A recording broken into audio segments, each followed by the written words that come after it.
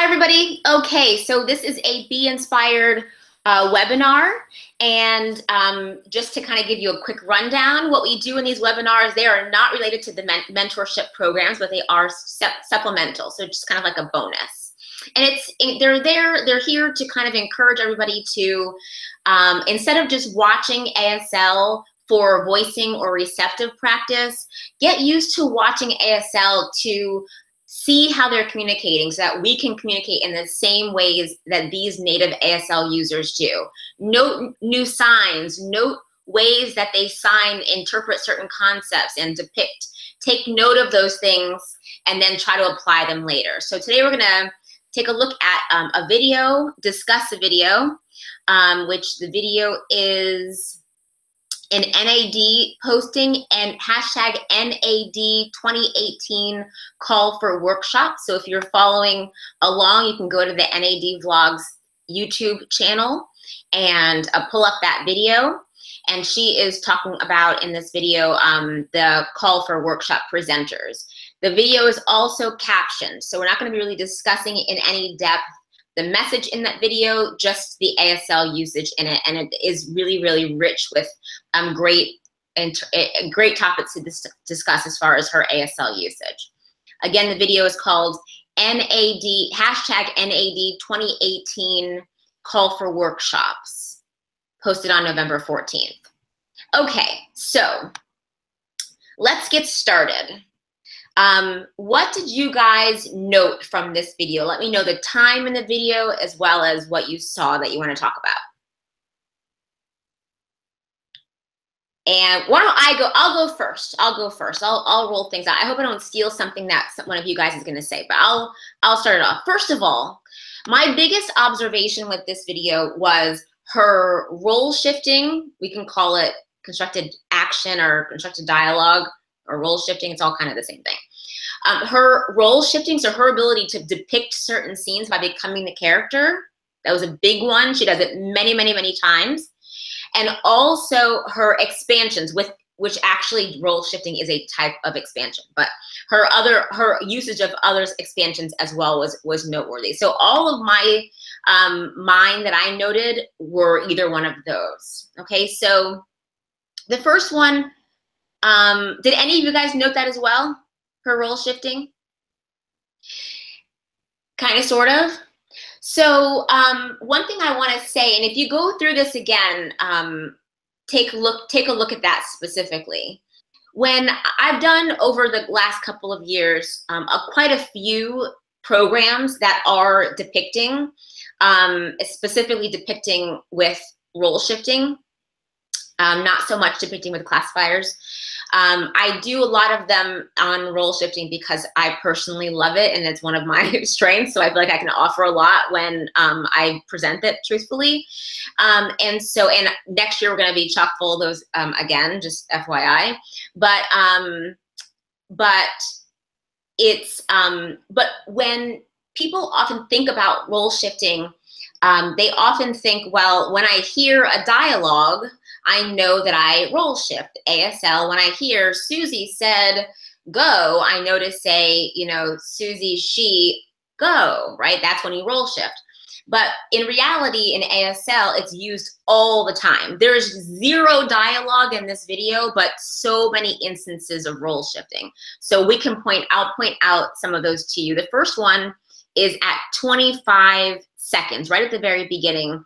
She's talking about, it's the call for workshops. So she's saying, you know, we're looking for workshops for this, for the NAD conference next year, which, by the way, I think I might be going to that in Hartford, Connecticut next year. And I think it's July. So in case anybody wants to meet me face to face, I'll probably be there.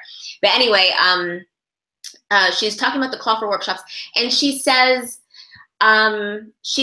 don't underestimate your possible qualifications to be a presenter at this conference, okay? Or another way that could be said in English is, don't doubt yourself. Don't doubt your abilities. You have plenty to share, okay? And the way she does that at 25 seconds is she says, she becomes a shy person.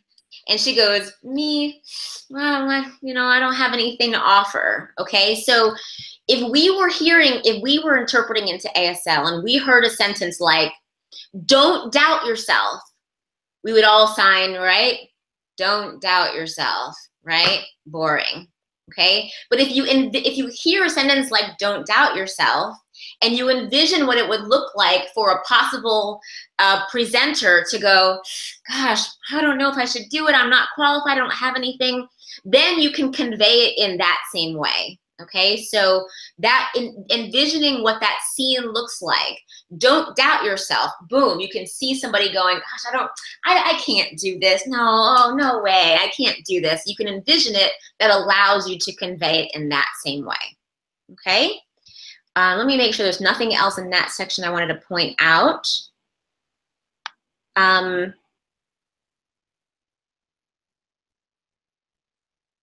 That's it. Okay, so your turn. What did you guys see? Anybody can just unmute and let me know.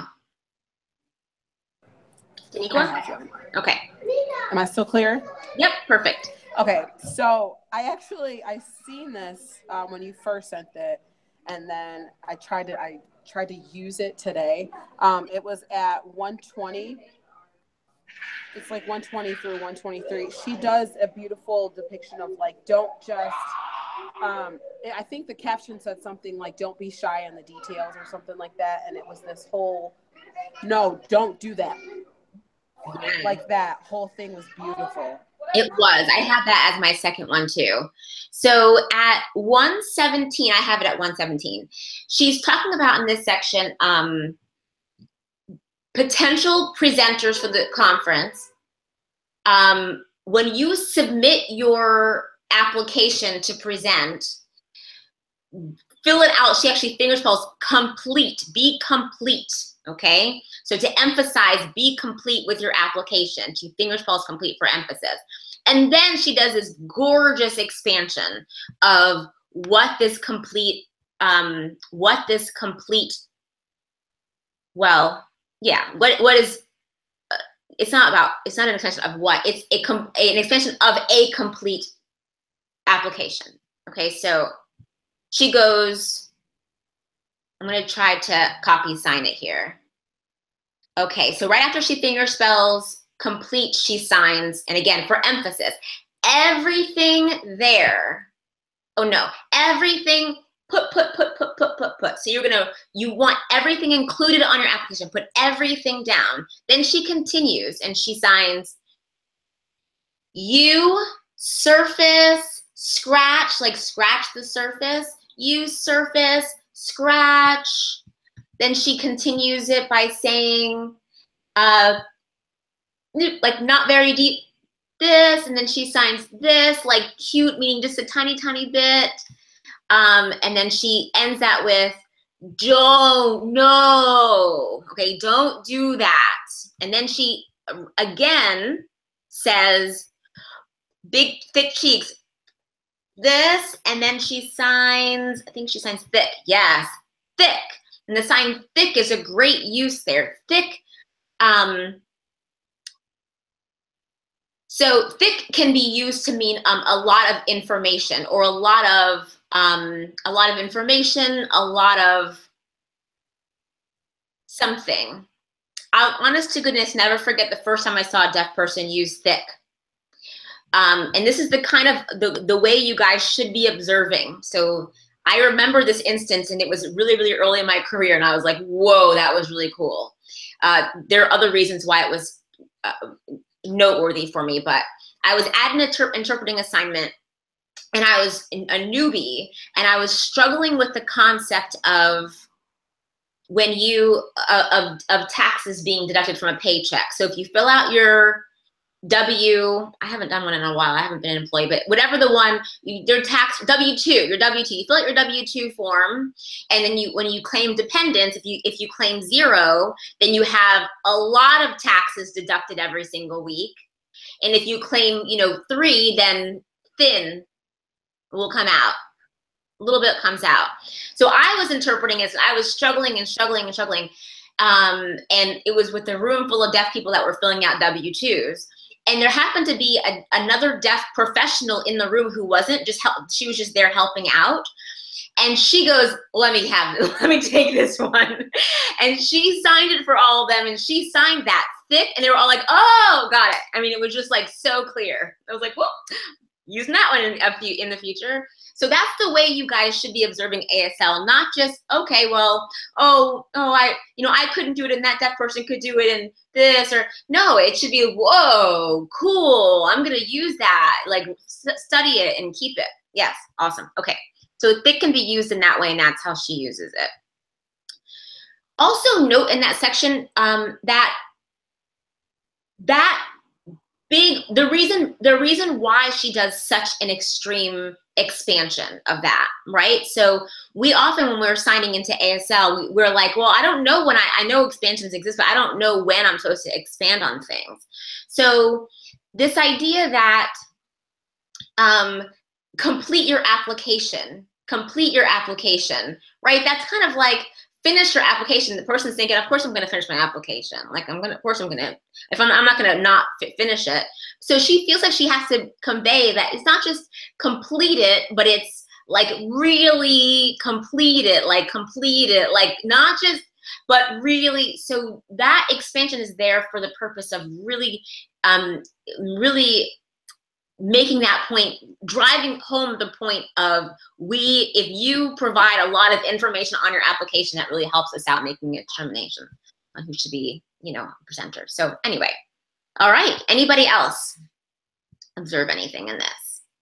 So one thing I really noticed, and I think it's because I struggle with it in my own signing, is like how she pluralizes things. So at one point in the beginning, she had like meetings, I guess, for different workshops, and she had nights, and she had happen, like come in, all that in like one sentence. I think it was at, it was at the beginning. I want to say. I saw that. 11 seconds. Like it's right at the beginning. Like that was the first thing I noticed. And then because I noticed it so fast, I noticed she did it throughout the entire duration of the video and how she pluralizes things. Good. I was like, I need to remember that. And yeah. So first of all, awesome that you noticed it, especially since we're talking about plurals now in mentorship. Right at the very beginning, she actually, I think it's her very first sentence.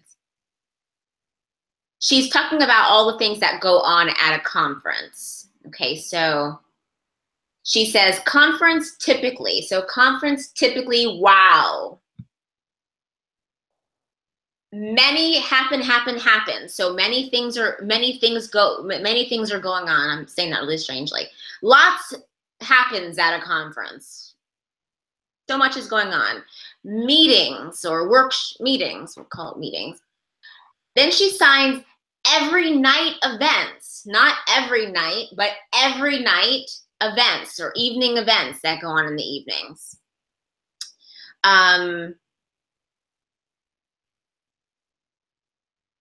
Then she says exhibit hall, and then after exhibit hall, she points to all the other things happening and other stuff too, and just so many things going on. So just that one sign is showing like, and the rest of it, right? All the things that go on. Yes, good observation of how she makes those plurals at the beginning. Nicole, when she points at all of those other, what time is that? I don't think I noticed that. It is, there it is. It is at 10 seconds. Might want to start at 9 seconds.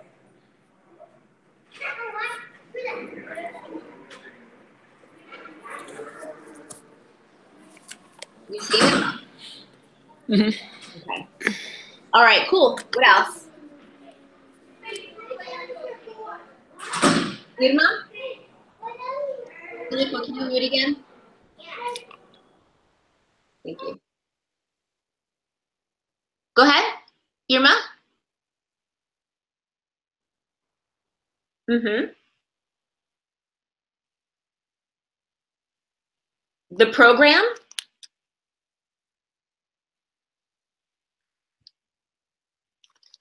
Like the rest of the program? Yeah, that would work. So there's so much that happens at a conference. We have the evening events, and we have workshops, and we have the exhibit hall, and everything else that goes on, or the rest of the program. Yeah, that could work. Yep, absolutely. Let me see what they did there. Let's see. I'm just turning the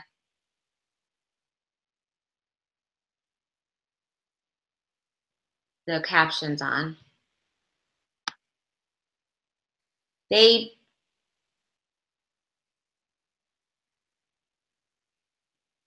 actually added something. Yeah, they didn't put anything in there for that sign. So they didn't put the kind of etc. in there, and as it, you know, like specifically use a word to describe that. Okay, anybody else? All right, I have one if you guys don't.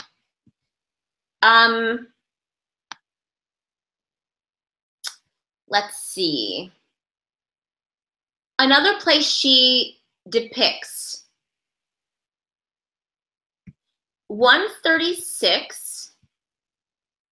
She's talking about CEUs. Oops, let me turn my captions off. It's distracting. Okay, she's talking about CEUs. And then she says, you look at CEU. Okay, yeah. So she goes, you, okay? And all she's saying there is, you may not know what CEUs are. Okay, you may not know what CEUs are. Then she goes back to narrator and she says, continuing and she fingers crossed continuing education units. When you do this kind of analysis with ASL, don't only just go, oh, cool, right? Go, oh, cool. Okay, wait a second. So how did she do that? Why is that a role shift? Why do we know that's role shift? Her gaze goes away from the camera, so that's one indication that that's a role shift. She's looking around like, see, you know, like when she's talking narrator, she's here, but then when she becomes when she's depicting something in a different moment, or depicting the audience being confused about what CEUs are, her eye gaze shifts. She becomes them going, CEUs. Okay, so that's one way we know it's a role shift. So it's not just observing and recognizing is not enough, but really taking a look at what they do and actually trying to do it yourself so that you can then eventually do the same thing. Also noting that, sorry, I'm just looking at it again, noting that, oh, this is another thing I wanted to say, sorry, I just remembered. Typically, like a by the book depiction is you indicate who you are going to become right before you do the depiction. So if I'm depicting myself from the past, I would say, me, right? That's what I did in the past. In this case, she's depicting the audience's hypothetical not knowing what a CEU is. So what she signs is you first, and then she does the role shift. You, CEU. So she does the index first before she does the actual depiction. And that's good to note because it is typically, not 100% of the time, none of us ever speak or sign the proper way 100% of the time, but most of the time that's how you'll see it. The individual indicates who they're becoming before they are becoming them. And that's what she does in this example at, let me just find the time again. It's in like 1:35. It's a quick index, but it is there, so look for it. The last thing I want to say about this section is how would this be voiced? So like if we were interpreting into English, if we were interpreting into ASL, we might hear something like, if you're wondering what CEUs are, they are continuing education credits or units. So if we are interpreting into ASL and we hear, if you're wondering what I just said, what that is, well, it's this. Instead of signing, if you're wondering what that means, you can depict it, right? You can say you. You can show them in their state in their mind. You can show that in the same way she does in this video. Clear? Okay, awesome. In the next webinar next week, we're gonna be applying more of these things, more about application. So we've assessed what we've analyzed what she does in this video as far as what her ASL is. Then we're going to talk about, okay, in this setting, you might hear this. How could you apply what she did or something similar to what she did in that instance? Okay, that's what we're doing next week. Let's keep going. I've got a few more. Do you guys have any that you want to mention? Yes. Yeah, okay, go ahead, Sarah. Okay, so there's one part where she's still talking about CEUs, and then, hold on, I'm trying to see. Okay, so she at 2:13, she says, like, workshop, want to go, and then she goes, and now I always voice that as darn or shucks or something, but, like, I think it sounds weird when I go back and listen to my stuff.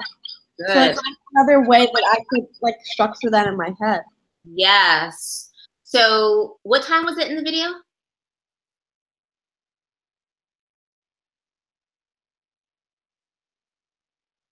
It's up to you. I want to put it a little before to get the whole sentence. I didn't realize I was on mute.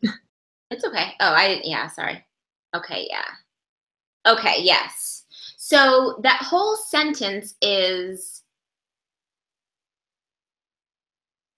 I'm trying to remember what she's talking about here. Let me go back further. It's about CEUs, but I just have to. Oh, okay. So just the lead up to this, she's saying, she just said, submit your application to be a presenter so we can get approved for CEUs. Then before this, she actually depicts again, which is one of my next ones to bring up actually, showing somebody who might be a potential presenter saying, well, yeah, it doesn't need to be CEUs. Like, you don't have to have CEUs for my workshop, right? And then she goes, well, wait, somebody might need CEUs and then want to go to your workshop, but then go, oh, you're not offering CEUs, and then they'll go to a different workshop. So that's how she uses this sign, okay, this sign. And so, yeah, some signs like this, we feel so compelled to say a certain word, right? Darn, but then you hear it back and you're like, that sounds really weird. So you may, looking at that whole idea of someone may not be able to, unfortunately, go to your workshop because they don't offer CEUs. So unfortunately might work in that situation. Maybe even something, maybe nothing works. If I voice that simply as someone may want your workshop but choose a different one simply because you don't offer CEUs, I think that message, even without having a specific word for this specific sign, I think that still matches the meaning because it conveys that idea of the participant being like, oh, I want to go, but I can't. So if you said something like, someone may want to go to your workshop, but choose a different one because you don't offer CEUs, I think that sort of conveys that feeling without having a specific word associated with that. Agreed? Okay. So yeah, all comes down to looking at the entire message and then formulating a matching interpretation for the whole message, not just that one word. Good one. And this, by the way, great sign, a great sign to incorporate, So we deal with a word like unfortunately or concepts that sort of even in the background kind of convey a disappointment, right? You can add something like that, and that's a good ASL sign. Any others? I have one. I have one that I'm actually glad that Sarah brought that up because it is Sarah, right? Did I say your name right? Okay. I have one that does that to me at 2:37. I always see that as different avenues. She kind of does, and I'm holding my phone so you can't see me, but she does this like, yes, kind of down that. And I mean, I never incorporate that into my own interpretations, but I also want to ask, how else could you use that? And how does he mean it in this video? Okay. It does mean different avenues. It means different, it's funny, you think of different avenues. I think of different tracks. So that's kind of what I'm stuck on. So it means any different field or topic or anything. And usually when you use this sign, it's any different field or topic within a certain, within a set area. Not area meaning area, but area meaning a workshop, a conference or something. So what she's saying is this conference has different topics. We have lots of different topics that we're going to be offering workshops on at the conference. So these different topics within the conference, that's showing the different tracks that are going to be presented there. Yeah. So it could be used, like if you were talking about a college, let's say at where I graduate, USF, where Sarah goes, we have the CSD department, which is I don't know if it's still the same, but it used to be that. So the umbrella department. And then there are different majors. Underneath the CSD department. So you could use that sign to show the different, ITP is one, and audiology and all these different majors underneath that umbrella. Good one. Yes, Irma?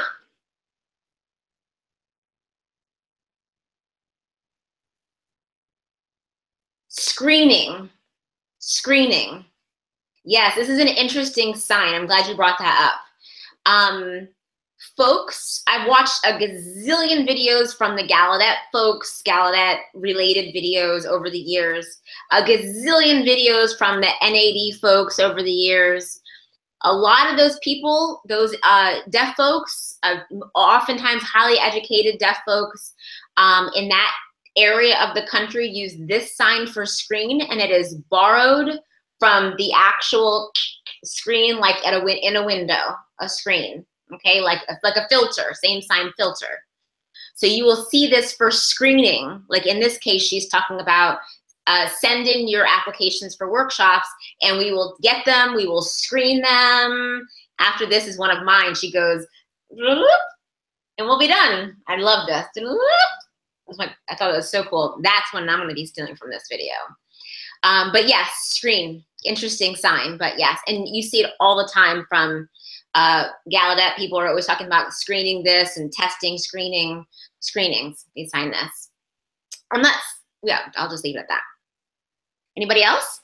Yeah, so Nicole, I had a question about that. She screened it, and then what's all that? Like, what's that? Oh, okay. So, I don't think I've ever actually seen this before, but it's clear in context to me that it's, you get a pile of applications in, they screen them, whatever. Okay, they're taking a look at them, and then they just do whatever it is to have the final list of who's going to be the presenters. So it's just the very quick fast forwarded version of this stuff that happens after the screening, but then you have your final list. Yeah, and I love that, because I think that what I see that people do more often in that situation is a really quick expansion, which that actually is an expansion, but expansion of the stuff that goes on here. So they might do like screen, look over, pick, or put down, done, right? So actual things that would happen after the screening process are just a couple quick little expansion. But that gets rid of all of that, and you just magically appears this list of workshop presenters, which I thought was really neat. It's not something that I would do in every situation. I think that there are certain concepts that would probably convey better with a brief expansion, but in this case, it worked out beautifully. So it was really kind of neat. I'm gonna look at it again to make sure I'm signing it right, because it's new. It's a new way to do that for me too. So let me just look at that again. I have it on my list at 253, 258, 258.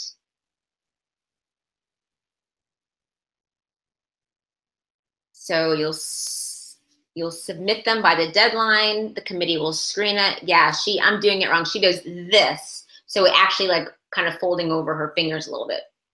Boop. Yep. Yeah, neat. And if you're showing a paper in front of you, you can show it a lot of different ways. The classifier can be signed a lot of different ways. So it could be like this. It could be like this. It could be like this is how I usually do it. Like this, like this. It's all the same paper. Okay. Anybody else? Okay, I have another one I want to show you at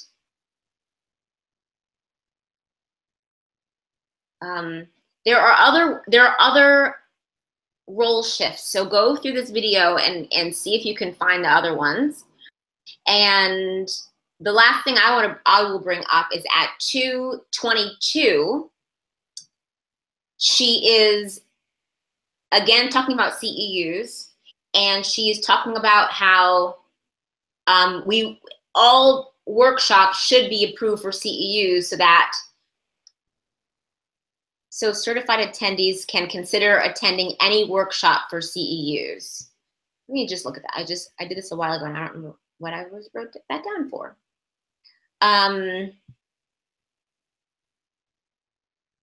She says, we hope all workshops have CEUs. Oh, so people can, I like that. People can, right? So the idea behind the concept is so people can consider any workshop to go to because they'll all have CEUs. So people will have access to any workshop if they're looking for CEUs.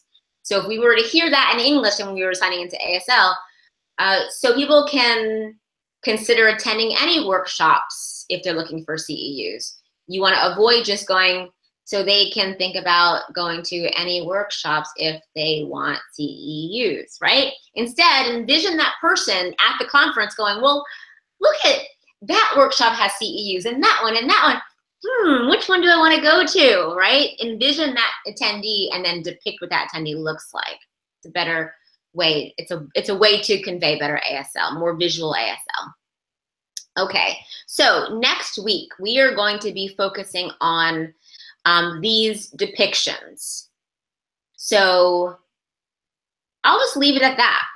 If anybody watching who's coming next week to the webinar, or any of you guys that are here, hopefully you guys can make it, come and bring just one sentence. So think about a setting, any setting, education, whatever, and think about what the teacher might say, or what the doctor might say, or what the boss might say, and think about might say in a way that you could interpret it into ASL using her depicting style.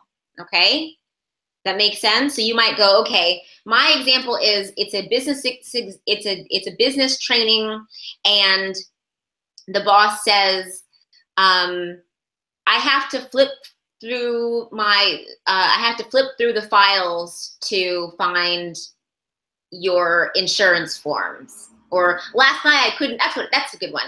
Last night I couldn't find the insurance forms, but I finally found it for you, okay?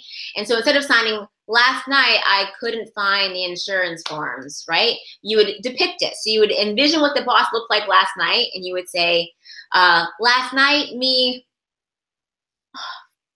found insurance forms, okay? So you're showing what that looks like, what he or she did. Okay, so bring a setting and one sentence, a complete sentence, in a way that you could incorporate her depicting style in an ASL interpretation of that. Cool? Awesome. Just one sentence. Have a great couple of days, and you guys will see me, and D'Amico has a question. I do. Okay. At 3:15, I don't know if I'm seeing it wrong or if whatever, but it's July 18th, right? Because she signs July 18th and then she does the classifier, meaning the first week of July. So then I thought it was the 8th. but I think just want a little bit of you said it's what clarification for time? I that. think it's 2018, but let me double check that. Okay, 3/15. I know she's saying the first week in July. This July, yep, 2018. So if you slow-mo it, you'll be able to see the 20. But there's a little itty bitty 20 in there. I Yep. knew I had to be wrong somehow. It's a quick 2018, really quick. 2018. Yeah, it is fast. And it is first week. I have a question about that. She's depicting again, and she goes like this, and then she goes, so when's the conference? And so I'm a little confused as if she's using it as a transition or if she's using it as like becoming the person that's wanting to know when the conference is. And what time is this? It's like right before the 3:13. Oh, there it is. Oh, she's depicting the person. Good catch. She's depicting a person wondering when the conference is. Right, like this, like. It's kind of like, wait, hold on.